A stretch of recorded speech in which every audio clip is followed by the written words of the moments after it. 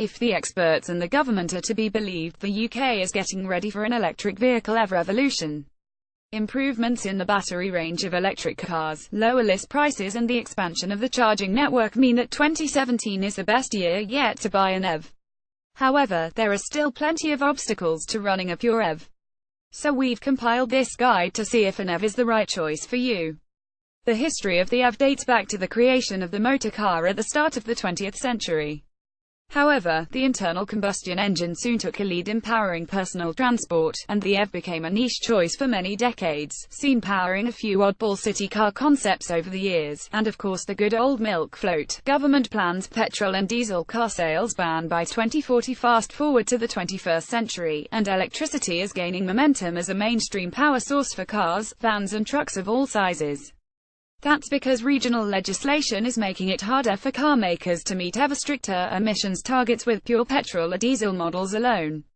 As a result, manufacturers are looking at alternative fuel sources, with the aim to reduce harmful exhaust emissions while still delivering the kind of all-round performance and range capability that car buyers have become accustomed to from internal combustion engines.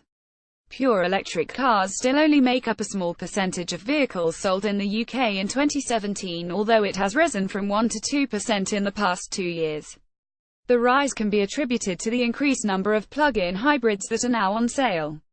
These models feature electric drive and an internal combustion engine, so can't claim to deliver zero emissions like a pure EV, but they are a useful interim solution that deliver the kind of driving range buyers expect, but with the chance to drive in zero emissions electric mode when the battery is fully charged. What is a hybrid?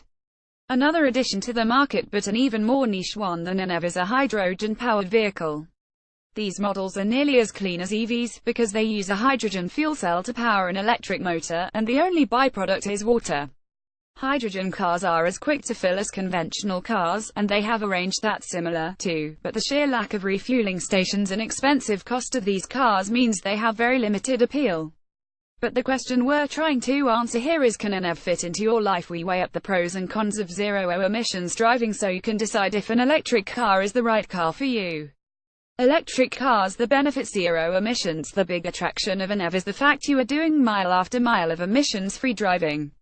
When you are on the move, the EV system is a closed loop, meaning that the battery drives the electric motor and powers all of the onboard electrics, but doesn't produce any waste material. The only time an EV pollutes other than when you finally scrap it is when it's being charged, and even then the emissions are traced back through the national grid to the power source. If that happens to be a renewable source, solar panels, wind farm, wave power, then you could genuinely be contributing to lower harmful emissions into the environment. Even if power is sourced from nuclear, gas or coal sources, the levels produced for charging your car will be a mere fraction of the power station's overall pollution output. Image 2 of 34. Image 2 of 34. Best hybrid cars on sale. Buying incentives. While electric cars are comparatively expensive when compared to similarly sized petrol and diesel cars, there are plenty of incentives to get you behind the wheel. Chief among these is the government's plug-in car grant (PICG). The PICG used to be £5,000 for every low-emissions vehicle, but today there are different discounts according to what you want to buy. For pure electric cars, it's £4,500, while plug-in hybrid cars have a £2,500 discount. Electric motorcycles and scooters have a £1,500 discount, while vans and commercial vehicles with emissions below 75 GkM can have up to £8,000 discounted from the list price. If you're looking at a plug-in hybrid that costs more than £60,000, Audi Q7 e-tron, BMW i8, etc., there are no discounts available, the reasoning being that if you're looking at a car this expensive, you don't need a discount to encourage you to buy one. On top of this, many car makers offer favourable finance rates on EVs to encourage you to take the plunge. 0% finance, separate battery hire and free wallbox charger installations are all available to help you on your way to the electric driving experience. Low running costs. Once you've bought an EV, the day-to-day running costs are significantly lower than they are for a petrol or diesel model. It's common for an EV to be charged overnight ready for a day's use, so you will be using electricity at a lower unit rate than you would during the day. It's estimated that to fully charge an EV at home will cost around £1.50, which is significantly less than it will cost to fill a car to cover a similar mileage. This cost will vary depending on how and where you charge, just like filling a petrol car at different fuel stations, but it will still be over a tenth of what you would pay for petrol or diesel. Image 3 of 34. Image 3 of 34. Tax benefits. If you're buying privately, then an EV costing less than £40,000 qualifies for free road tax. Cars over that price cost £340 a year in road tax for the first 5 years, but after that they are also road tax exempt. In previous years, business users paid zero benefit-in-kind BIC company car tax on EVs, but as these cars have gained in popularity, the Treasury has added BIC tax to their cost. However, the rates are very favorable, and the PICG still applies to company cars. EVs have a 9% BIC rate for the 201,718 tax year, rising to 13% for 201,819 and 16% for 20,192,020. In comparison, a petrol car will have rates of 17, 19 and 22% respectively, while diesels are 3% higher than petrol across the board. That means somebody using the UK's cheapest electric car, the Renault Zoe Expression, will have to pay 20% company car tax of around £340 in 201,718, which is around half what you'd pay for a similarly priced petrol-powered Ford Fiesta, while a diesel Fiesta is around £400 more expensive per year. Cheapest electric cars on sale. It's also worth remembering that pure EVs are exempt from the London congestion charge, and it's likely that other cities may introduce similar schemes in years to come.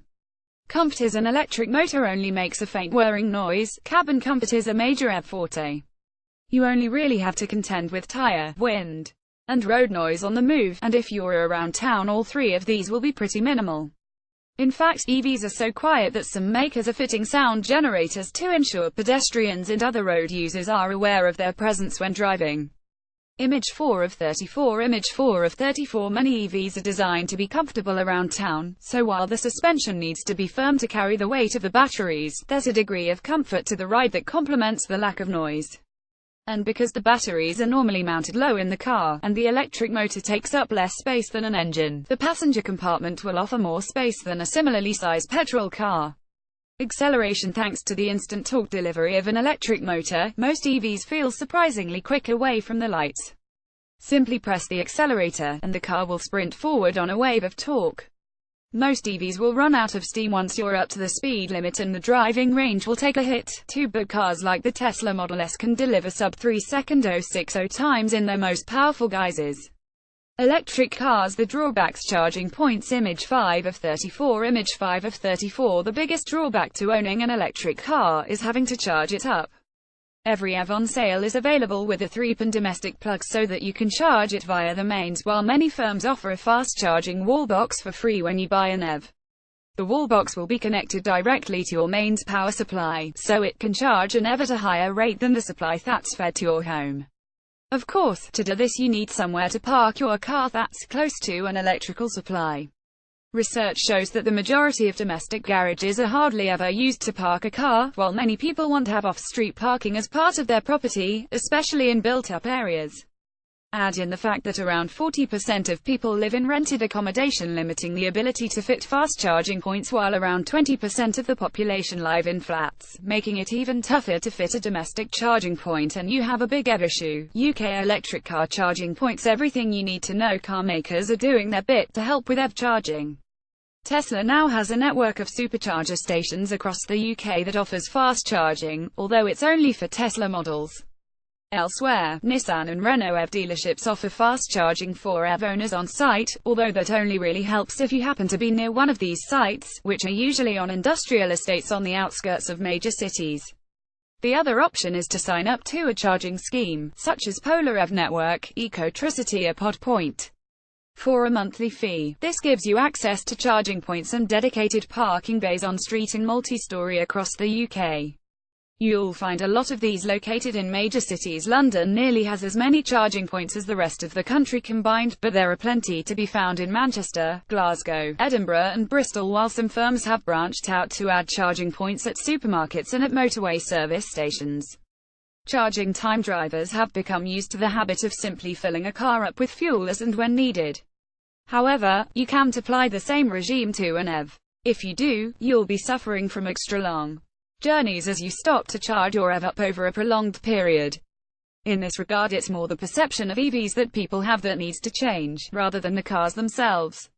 Image 6 of 34. Image 6 of 34. As an EV is a new experience, it requires you to get into a new habit, and it's one that you might be familiar with if you own a smartphone.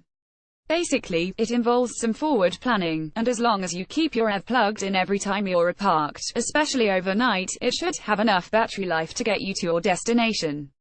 Battery range. Another limiting factor that will stop many people from driving up your EV is range anxiety, the fear that you either won't get to your destination without having to charge your car up, or that you won't be able to charge your car when you get there.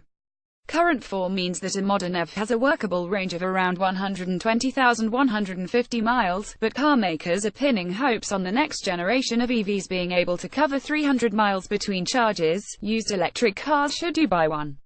In reality, if you're able to plug an EV in every time you park, then range anxiety shouldn't be an issue. The average driving commute in the UK is around 1,015 miles, so any EV is more than capable of covering the journey to work and back without needing to be charged up. Of course, the bigger issue is if you're doing longer journeys, although some makers such as BMW offer schemes that allow you to hire a conventional petrol-powered model if you need one for a big trip.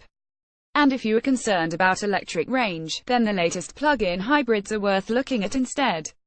Purchase price. Electric cars are still relatively expensive, carrying a premium of around £10,000 over an equivalently sized petrol or diesel-powered car. At least the PICG helps cut costs a bit, especially for the cheaper models on sale, but they're still relatively expensive when you consider their more limited range. There's also a price to pay when it comes to sell an EV on. Depreciation takes a massive hit on electric cars, with even the most desirable EVs, such as the BMW i3, losing half their already high list price when it comes to sell-in time. Image 7 of 34. Image 7 of 34. Driving fun. There's no escaping that the heavy batteries of an EV dull the driving experience somewhat. In addition, the lack of engine noise from the electric motor takes away some of the driving thrill for people who like to get involved in what they're driving.